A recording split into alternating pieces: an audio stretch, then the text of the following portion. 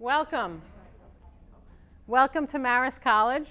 Some of you are students here at Marist College, but we do have some visitors from other schools, which is always so exciting because we want as many schools to participate as possible. So I am Susan Scanlon. You may have heard of me in relation to this competition and maybe other infamous things, I don't know. But I am the Assistant Dean for the School of Computer Science and Mathematics here. That's my day job. But I also kind of coordinate this annual business plan competition for our region, the Mid-Hudson region, which is basically those counties up there, okay? And any school that's within those counties can participate in the regional competition.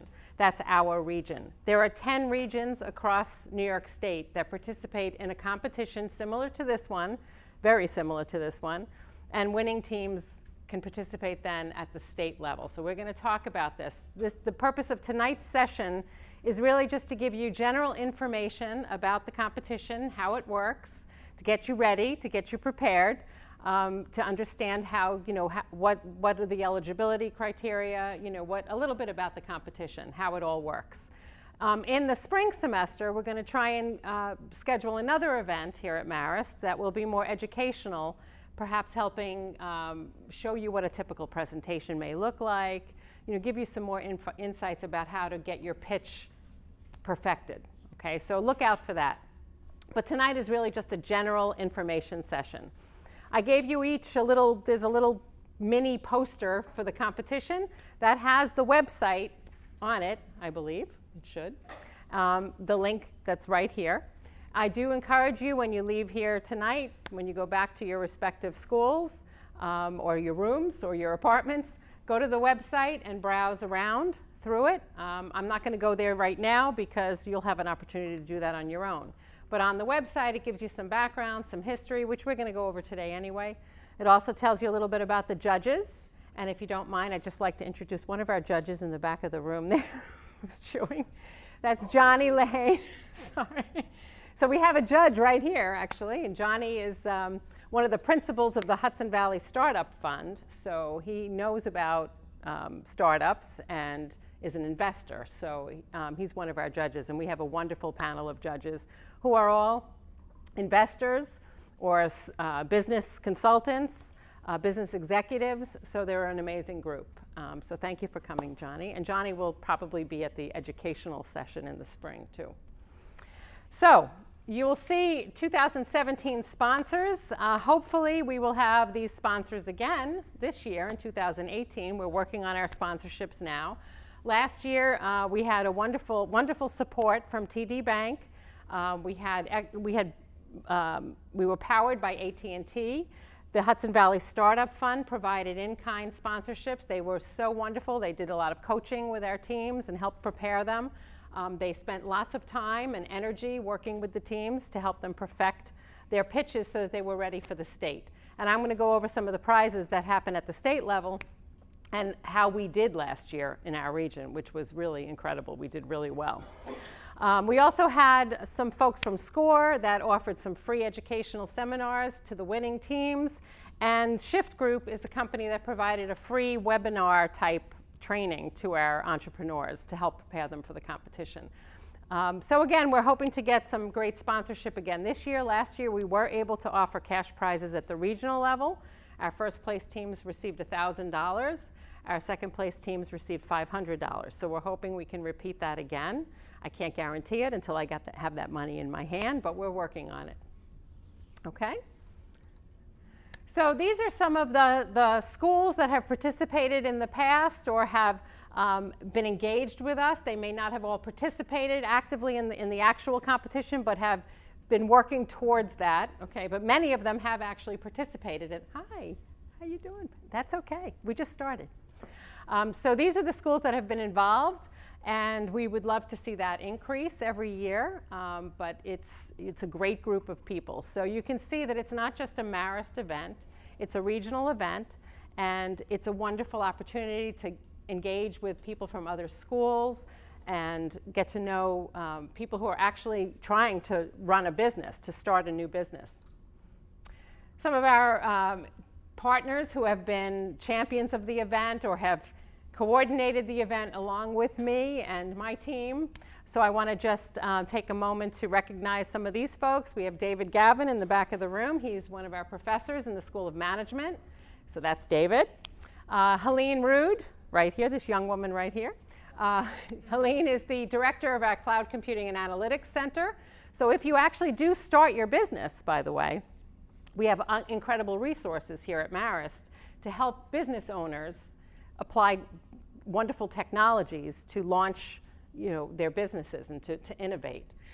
If you're interested in analytics, using analytics or cloud computing or other things, Helene's team can help. So Helene is also part of the coordinating committee. Roberta Diggins, right here, is my assistant and right-hand person. She's essential. Melissa's not here tonight, but Melissa Smith. Tony Farid, who is actually, he is the CEO, I guess, the principal of Bridge Global Capital. He's an actual investor, a business consultant, and he taught our entrepreneurship class last year here at Marist, and he has agreed to help coach our students and provide some assistance. So I'm going to talk about that at the end of this presentation, because you can sign up for a coaching session with him, a 50-minute coaching session where he'll help you develop your idea or help you explore your idea a little bit further and flush it out. So I'm going to talk to you about that at the end. Jay Pantaleo is in the School of Management. He is running something called the Idea Center, which is helping students here at Marist develop their ideas and get ready for the competition. Scott Willman from Dutchess Community College has championed this event since the beginning. So if you're from Dutchess, I'm sure you know Scott. And we have Donald Urmston, who was going to be here tonight but is not feeling well. He's from SUNY Orange. Lissa Young from the United States Military Academy at West Point, who will probably be here shortly with a group of soldiers. Okay, so be prepared for that. Pat Phelan from SUNY Ulster is always wonderful and always engaged with the competition. And from the culinary, we've had Cameron Rabe, who was not here tonight, but Cameron has always been involved. So I want to thank all of you for your engagement with the competition. Maura, I'm looking forward to working with you as well from Mount St. Mary. So eligibility requirements for the competition. And there are many questions that are not necessarily covered by this slide that people come up with. If you ever have a question, send it to me by email. You have my email address on that little black card. And if I can't answer it, because we're guided by New York State's rules, the state competition. So if I don't know the answer, I will contact my folks at the state level and get you an answer. But these are the basic eligibility requirements. It's open to all undergraduate. It could be associate's degree students, bachelor's degree students. It could be master's degree students. It could be PhD students. Okay, and this is the same thing at the state. So any student can participate in the competition. It doesn't matter how old you are, how young you are. If you are a student in college, you can participate in the competition. You have to be enrolled in the 2017 to 2018 academic year. So if you graduate in December, you can still be part of the competition because this is still part of the 2017-18 academic year. Okay. The teams can be comprised of just one student and up to 6. So I've had that question many times. I have 8 people in my company that are principals, that are part of the team. Unfortunately, you can only have 6 represented at the competition, up to 6. But you can also have just 1. The ventures have to be 100% student-owned, and that's another very common question. So it can't be, you can't have a business partner who is actually out there, your dad, your uncle, your brother who's not a student. Has to be 100% student-owned venture. You also are going to be required when you apply for the competition. It's a very simple application process, by the way. But when you apply, you are going to have to name an advisor. And please don't just pick out a faculty member and pick them out as your advisor. You really do need to have them as your advisor. And it's really, really for your benefit because you're going to want to run your idea by this advisor. You're going to want to make sure it makes sense. You're going to want to, get some guidance. So make sure you list an advisor. It can be a faculty person. It could be an administrator. It could be a staff person. But somebody has to be your advisor. They cannot be part owners in the business, but you do have to name an advisor. Now, these are the categories that the state has determined that we are going to break our teams up into. They may change this year, so we're still waiting. They're getting a little bit of a slow start in Albany, so I'm waiting to confirm that these are the categories. But even if these are not the specific categories, any venture that you come up with will definitely fit into one of these areas. It's just, I don't know how they're going to package it, but it will fit into one of these things. So last year the categories were clean tech, so anything that falls into the area of like sustainability, clean technologies, green technologies would fit into that category.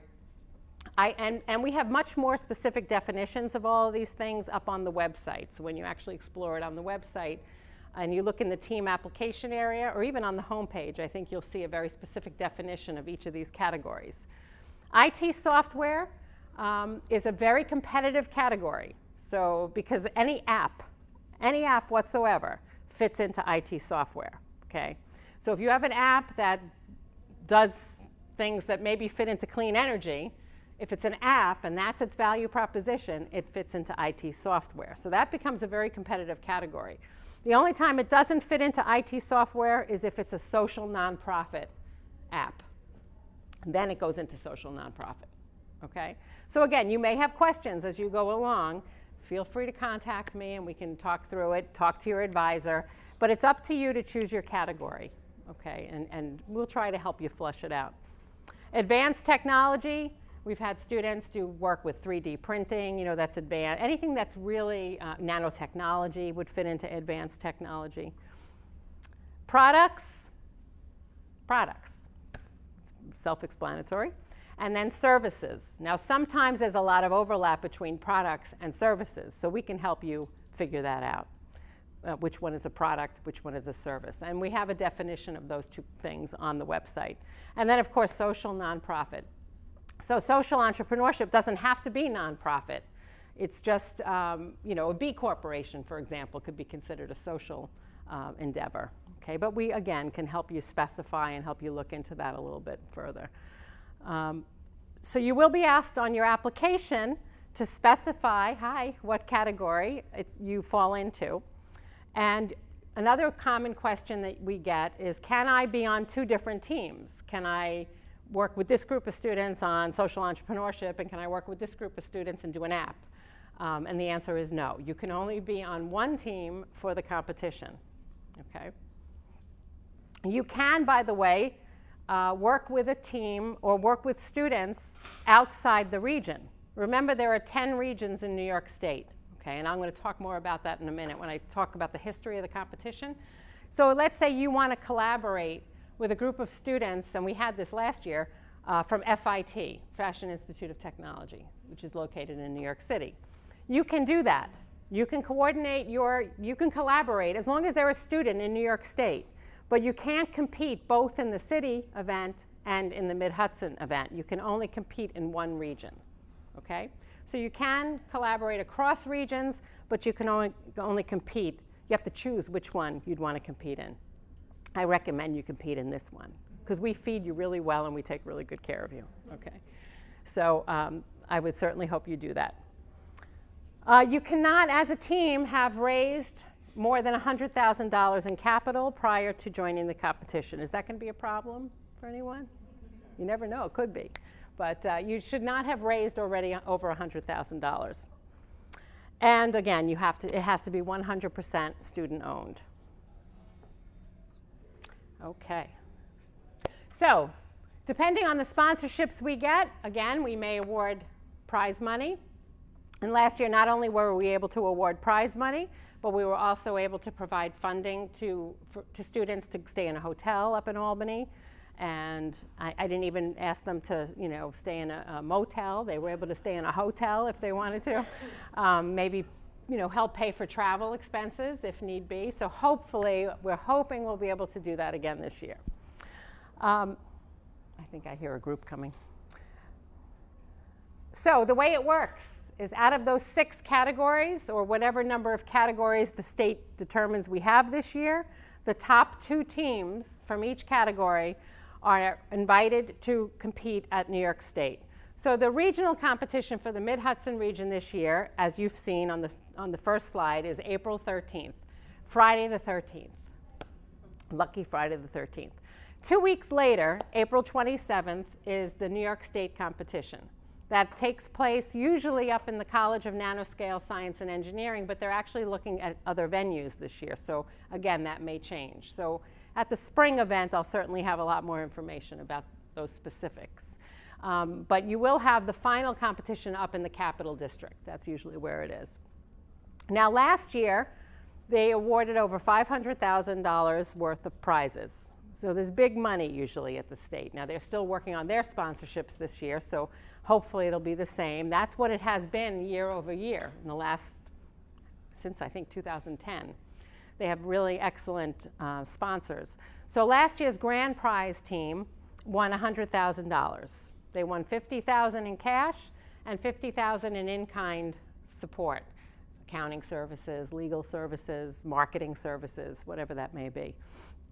Now, we're going to talk about what the last 2 years grand prize winners did, because I just think it's so interesting. But it can be anything that wins. You just never know. You know, the judges are very discerning in each category. The competition is very intense, but you just never know. Okay, I've seen freshman teams win at the state level. I've seen community college students, associate's degree students win, you know, prizes at the state level. So you just don't know. And then, of course, I've seen PhD students win. But it's determined by what gets the judges going, what gets their juices flowing, okay? And we're going to talk more about how it's judged. So last year's grand prize team, we'll just take a little look at them. Right now, there are 2 main problems in the electric vehicle industry. Range anxiety, which is the fear of not being able to get from point A to point B in your electric car, and the lack of infrastructure available to EVs. At SparkCharge, we've created a fully portable electric vehicle charging station that allows electric vehicle owners to charge anytime and anywhere they want. You know, it's just inevitable that individuals that have electric vehicles, even with the best of planning, will find that they're away from a charging station when they're out of power. I have been driving an electric vehicle for over 1.5 years now. I did have an experience where the battery ran out completely. Had I had a portable charger, I could have used that to get to my house, charge, and not had to deal with the whole situation. When electric vehicle owners can charge anytime and any place they want, we will witness a true EV revolution. So that's last year's grand prize winner. The year before was pretty amazing. I don't have a video that's good quality for him, but this is what it looked like. This was a young man, I believe from RPI. I'm not sure, I can't remember exactly. But he developed this safety device for a gun that you just basically put your hand in and put your fingerprint on it, and it releases the gun immediately. So you could have a loaded gun with the safety off on your dining room table and have your toddler right there with you, and it would be safe, okay? He had a prototype of this, and he had the LAPD was already contracting with him to actually pilot this, because he had the case in all different sizes for all different types of guns. It was pretty amazing, and he did an amazing presentation. So that was a product. So you just never know what category is going to win. So a little history. The New York State competition started in 2010, and it was just a state competition that was held at the College of Nanoscale Science and Engineering. It was part of SUNY Albany at the time, so they did it in conjunction with SUNY Albany's School of Business, and they invited teams to come and participate just across the state. It was usually mostly teams from the Capital District, and it was still a very successful competition, but it was kind of pretty much just in their area. And then it started to grow. And it started to grow so much that in 2012, because I was part of it. I used to go to their competition. In 2012, I started championing it here at Marist, and we sent 7 teams, I remember. Remember that, David? We sent 7 teams to participate, but it was so crowded at the competition that everybody only had a chance to do a 30-second elevator pitch, and then they would determine who was going to compete. So people would travel all hours to get there to compete for 30 seconds. So they determined that it was so big, the event, that we had to break it up into the 10 Economic Development Council regions that the governor had put together. Governor Cuomo had determined that this part of the state is, North Country, this part is Finger Lakes, this part is Mohawk Valley, we're Mid-Hudson. So we have these 10 regions that are already designated by Governor Cuomo. So each region holds a competition, and we only send our winning teams to the state. So it's much more organized.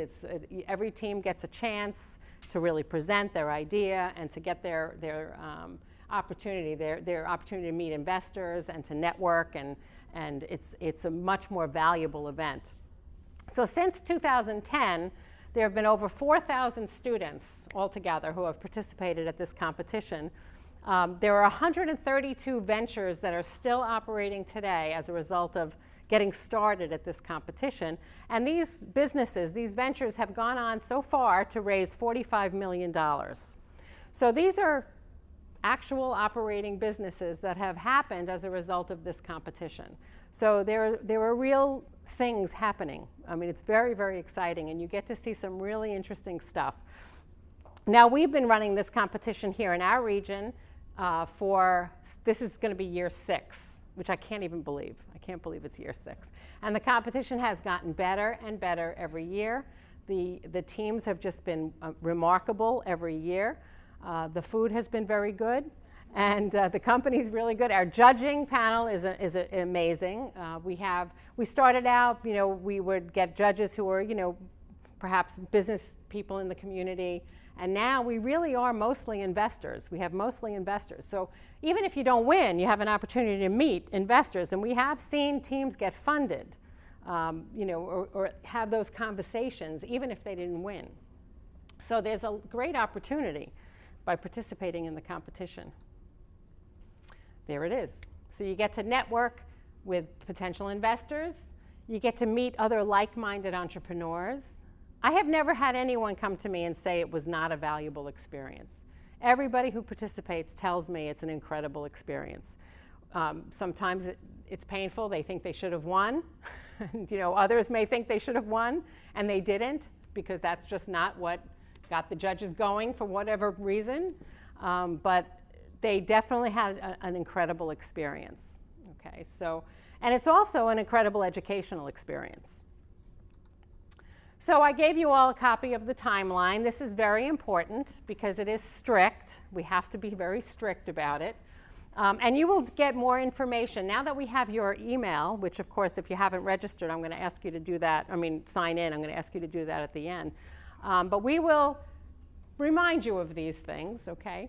But you do have to, right now, the reason we have an information session now in November when the competition's not until April is because it takes time to pull this together. Now, another frequently asked question that I didn't cover up there is, do you have to have a bound, 32-page business plan for the competition? The answer is no. We don't want a 32-page bound business plan. But you certainly need to do the work that one would do to build a business plan so that you're ready for the competition. You need to know whether this is a marketable idea. You need to know what the competitive landscape looks like. You need to know your team. You need to have all that information. So you need to understand the financials. How are you going to make money? Why does this make sense? So it's like you're writing your business plan, but you don't actually have to submit a business plan. Okay, you're going to submit slides, and I'm going to explain how it all works. So basically, right now, you're just developing your idea. You're getting it ready. You're flushing it out. The application deadline is going to be March 23rd, 2018. That's a very important date. Now, every now and then, I do extend it if weird things are happening.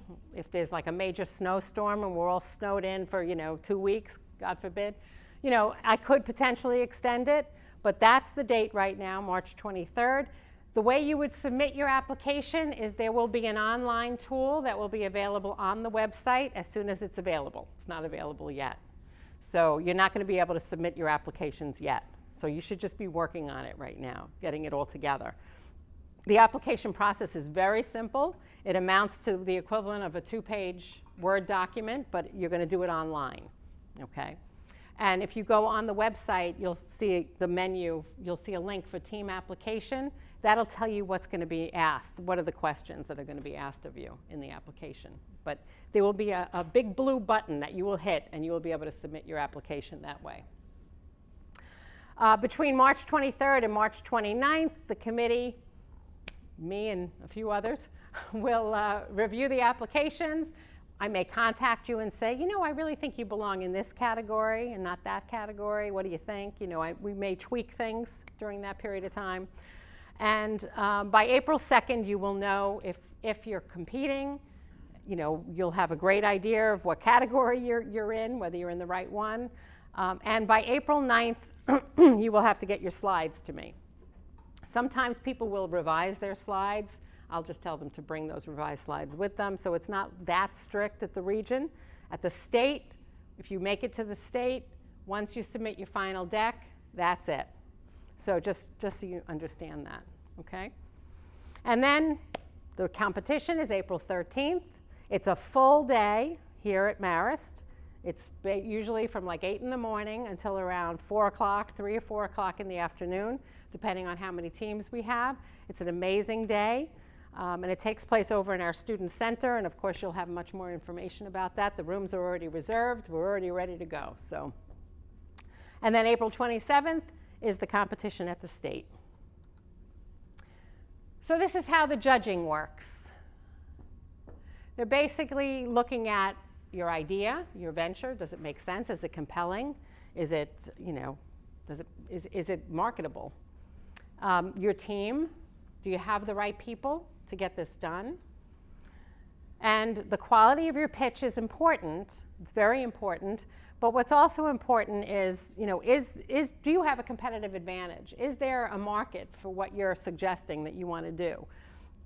And do you have the skills to do it? And do you understand how you're going to make money, okay? Or how you're going to sustain your business if you're a nonprofit? Do you have that down? And that's always the hardest part for people. That's where you really need your advisors and you need help. And perhaps we'll be able to help you here with some coaching from the Startup Fund, because they're usually very generous with their time as we get closer. Hello there. Another judge. Hello.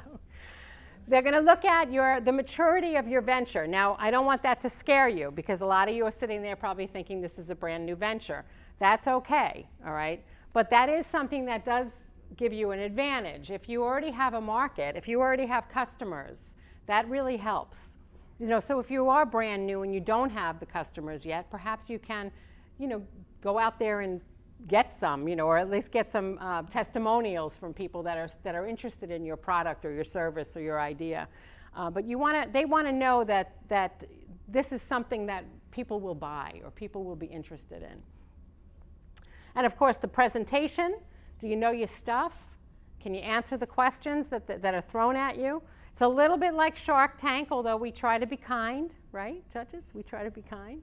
And at the regional level in particular, we're really helpful. I think the judging panel tends to really help and get you ready.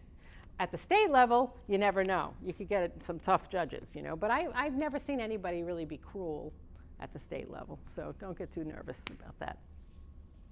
And is this, the bottom line is this something that, these are investors, these judges are investors. Is this something that they would invest in, all right? Or is this something that maybe they wouldn't, but they would recommend somebody to invest in if it's not their area, you know?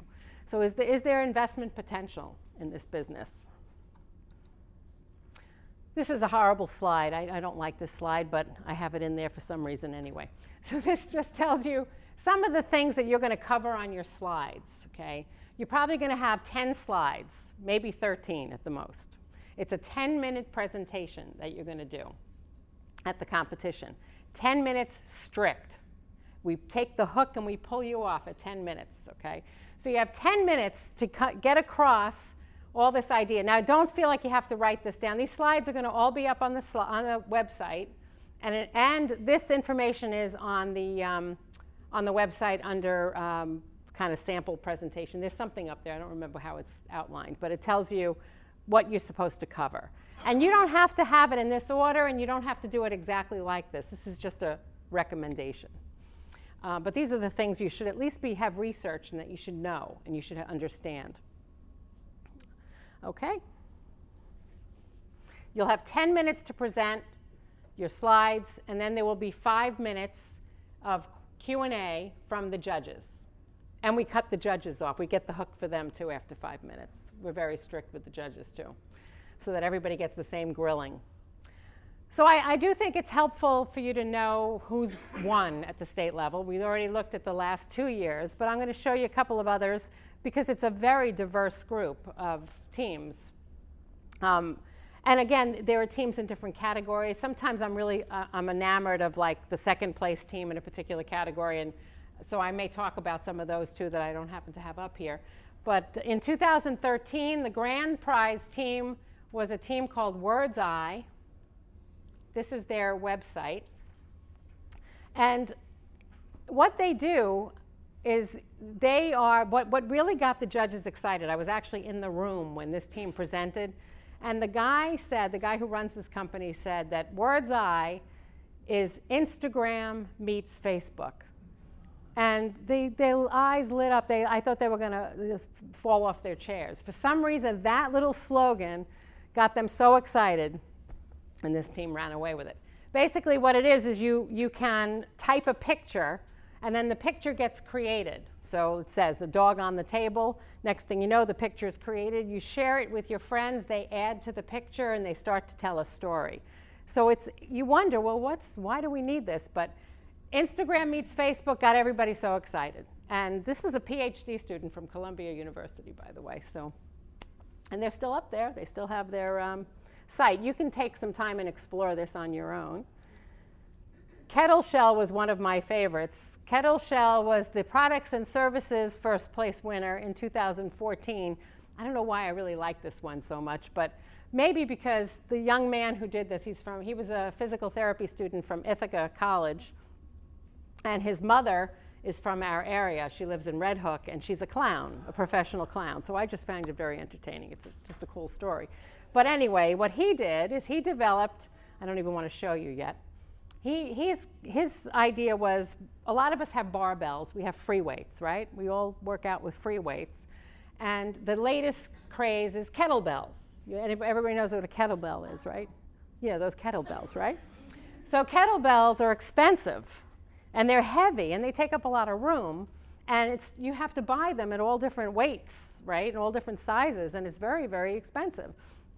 So what he did is he developed this clamp. You don't even have to use a screwdriver. You don't have to do anything. You just grab this little handle.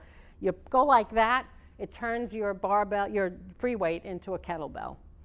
And he had gyms buying it. It was just very cool. So here's his website, the Ketel Shell. So you can see it's just something as simple as that. It's crazy, right? One of the other teams I really like that I don't have up here because I'm not sure that they launched, they were freshmen. They were a freshman group from Clarkson. And they won first place in products and services. At the time, products and services were combined because, like I said, the categories change sometimes. And she was an athlete. I think she played lacrosse at Clarkson, either that or field hockey or something. And she said it's always such a horror every time she goes to buy jeans because she has very muscular thighs. Okay, she's a beautiful girl, as all women are. But she was very frustrated every time she would go shopping.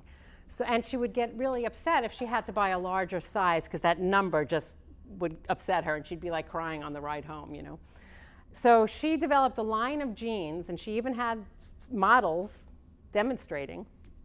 And there were no numbers involved. They were the power line, which maybe is cut a little bigger in the thigh and then narrower in the hip, the resilience line, the strength line, and they were beautiful jeans, and they were built for different athletic type builds or different builds that women have without making them feel bad.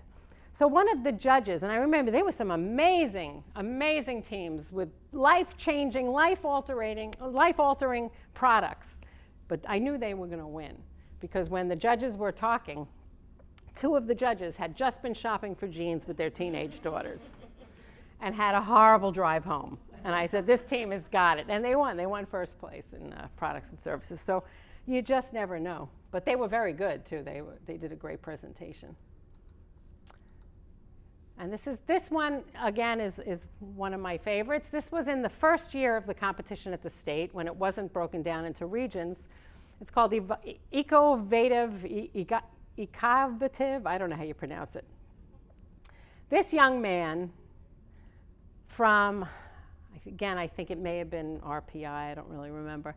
But he grew up on a farm in Vermont, and he took the shell of a mushroom and made it into packaging material. So he developed this company that has complete sustainable packaging material. So, you know, when you package something at UPS or whatever, this thing, you can't eat it, I don't think, but you could just throw it in the backyard and it'll degrade in a bio-friendly way. And it was very funny because I work in computer science and mathematics here, and we got a delivery of a mainframe computer a couple of years ago, and I went over to see it get unboxed. Why, I don't know. It's not, you know, that exciting, but I went to see it get unboxed, and what is it packaged in? But this stuff. And it looks like little Debbie cakes. It's very strange, but now he has since, this company is flourishing.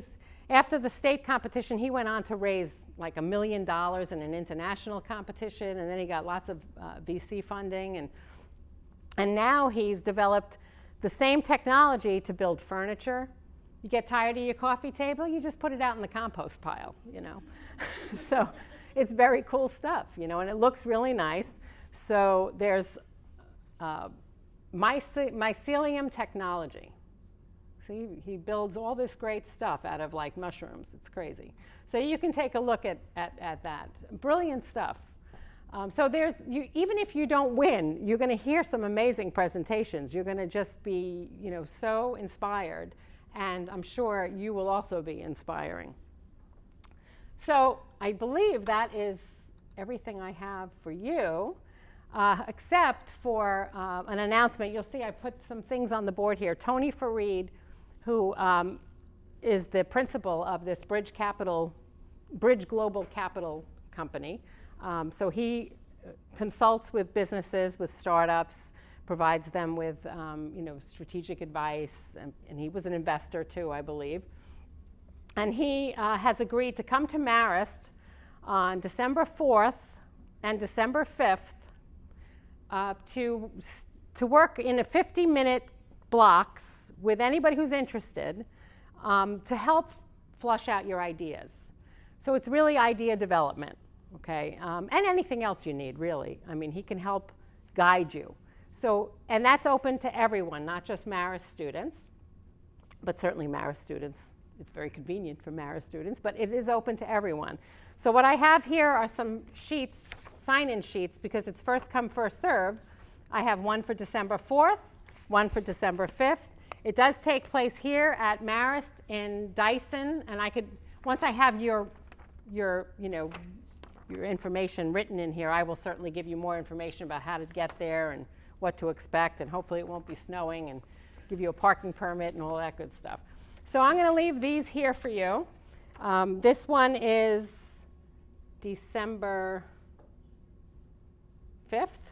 That's December 4th, so now it's in the right order. So if you want an appointment, if you're not sure and you want to think about it, just contact me, because the sooner you block your time, the better, because we want to make sure that, you know, we only have one team per slot. You have a question? Yes, I'm wondering if someone, let's say there are students who are not here today, who didn't sign up, what if they still want to participate? Can they still? Absolutely. This is just an information session. Okay. Is it on the sheet, the March 23rd? Is that the final deadline? to apply, and the application is not even available yet. So you don't have to apply yet. What this is just if you want to get help fleshing out your idea, you can make an appointment to sit down with Tony here in Dyson. So this is really just if you want guidance, initial guidance, because at this stage of the game, you're really building out your idea. Nobody expects that you're going to be ready to apply yet. So the application is not even available yet. Okay? So at this stage, from November to March, you're really working through, you're doing your business planning. You're investigating your idea. You're flushing it out. And there is no limit on what type of venture you can come up with? Pretty much anything you can come up with will fit into one of those categories. You know, I can't think of anything that wouldn't fit into one of those. So, and again, if you need help, Tony can help you, certainly. You can go see him. You can see David. You can come see me. You know, you can come see your advisor. Who are you working with, David? Is David your? But we can help guide you if you have any questions about whether it fits. But I'm pretty sure I can't think of anything that wouldn't fit into one of those categories. All right? I don't know what happened to West Point. That's strange. They always come. They must have had drills or something. Any other questions? Yes? Is there an entry fee? No. No. Just a little blood. That's all. No, there's no entry fee. Just a little drop. Yeah. Absolutely not. Yes. So you said it has to be fully student-owned. Does the students have to be from New York if some of my business partners are? No, you just have to be in, no. As a matter of fact, even if one of your team members goes to school outside of New York, I think that's okay. I'm not sure. It is, right? Yeah, we had one that was a team that was a combination of Boston. Yeah, they just have to be students. Yeah. Yeah. But there has to be somebody from New York. Like, we can't take a whole group from MIT. You know, it has to be, yeah. But you can be, as long as you're students. Yeah. Any other questions? There is food, yes. What time is it? Are we like way ahead? Wow. Well, we're supposed to go till 7:30, so. All right, well, if you think of any questions, you can see me. And again, sign up if you want a coaching session. Spread the word.